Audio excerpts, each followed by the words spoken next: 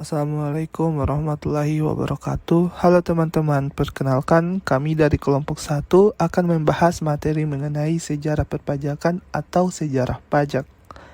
Dalam hal ini saya Akira Ramadan Putra Limonu sebagai ketua kelompok 1 bersama rekan-rekan saya Fadil Maulana Podungge, Fadlu Musa, Rahmatia Yuni Rajak, dan Citra Lamusu akan memaparkan materi. Terlebih dahulu kita harus mengetahui pengertian hukum pajak. Menurut Kamus Besar Bahasa Indonesia atau KBBI, pajak adalah pungutan wajib yang biasanya berupa uang. Uang tersebut dibayar oleh penduduk sebagai sumbangan wajib kepada negara atau pemerintah. Pajak merupakan penghubung dengan pendapatan pemilik, harga beli barang, dan sebagainya. Sedangkan dalam ekonomi modern, pajak adalah sumber pendapatan pemerintah yang paling penting.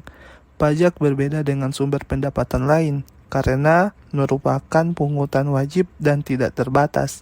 Biasanya uang dari hasil pajak tersebut akan dikembalikan lagi ke masyarakat dalam bentuk lain, biasanya melalui layanan publik, pembangunan infrastruktur, maupun untuk kesejahteraan masyarakat. Selanjutnya akan dilanjutkan oleh rekan saya. Selanjutnya kita masuk pada sejarah hukum pajak di dunia. Sejarah perpajakan di dunia.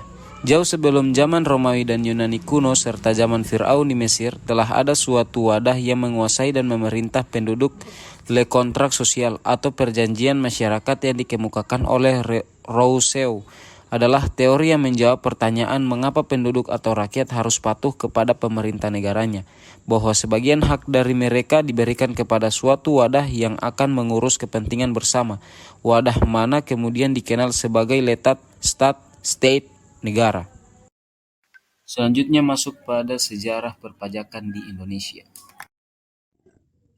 Baiklah, saya lanjutkan pada materi berikut, yaitu tentang perpajakan masa kerajaan di Indonesia.